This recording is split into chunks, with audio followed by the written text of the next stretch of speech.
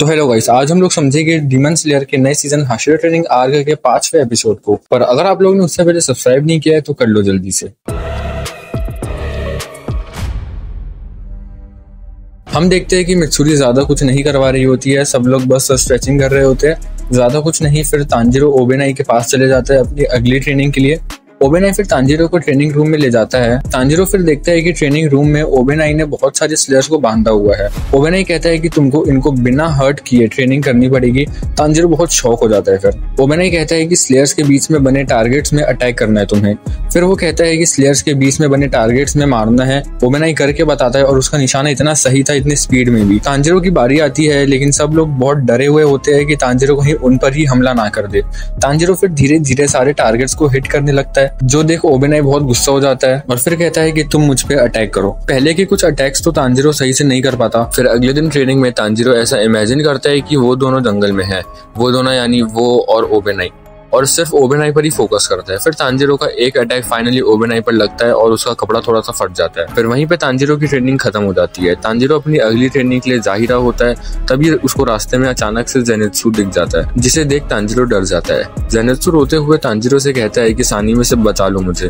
फिर तभी सानेमी उसको बेहोश कर देता है पीछे से आके, और फिर सानेमी तांजिरो को उसके पीछे पीछे लाने कहता है। तांजिरो सानेमी से कहता है कि मैं आपके पास ही ट्रेनिंग के लिए आ रहा था। सानेमी रिप्लाई देता है कि ज्यादा होशियार मत बनो क्योंकि मैं तुम्हें ज्यादा पसंद नहीं करता हूँ। इसके बाद सानेमी की ट्रेनिंग चालू होती है, जिसमें सारे स्लेयर्स को सानेमी के साथ फाइट करना होता है और सानेमी सबकी अच्छे से धुलाई करता है। तांजिरो समझ जाता है कि जेनित्सु इतना डरा हुआ क्यों था। सानेमी बहुत ही बेरहम था और वो तब तक नहीं रुकता था जब तक सामने वाला बेहोश ना हो जाए। तांजिरो सोचता है कि इससे अच्छा तो ओबेनाई था, कम से कम इन्हें वो ब्रेक तो देता था। सानेमी को तांजिरो से नफरत था, इसलिए वो बहुत ज्यादा स्ट्रिक्ट था उसके साथ। सानेमी तांजिरो को ट्रेनिंग के टाइम बहुत मारता था। फिर ट्रेनिंग के बाद तांजिरो अपने रूम में जाने लगता है, तभी उसे केन्या की आवाज आती है।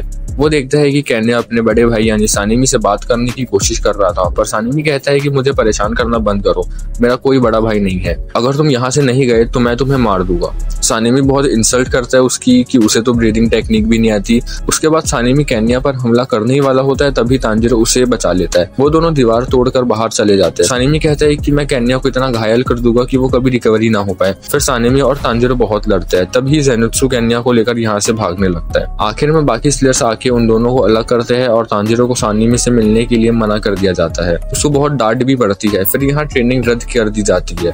इसके बाद तांजिरो और जेनित्सु स्टोन हाशिरा ग्योमी के ट्रेनिंग के लिए जाने लगते हैं।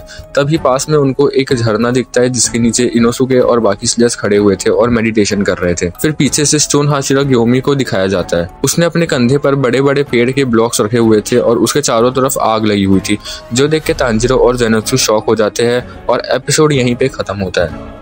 तो ये था एपिसोड 5। सारे एपिसोड में मुझे ये एपिसोड सबसे अच्छा लगा।